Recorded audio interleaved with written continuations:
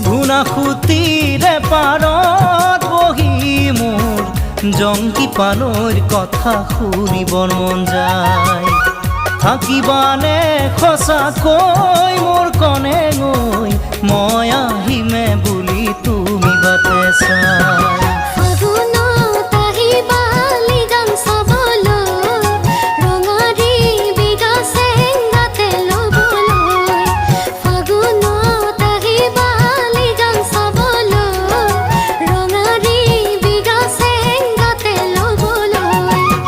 আছিনা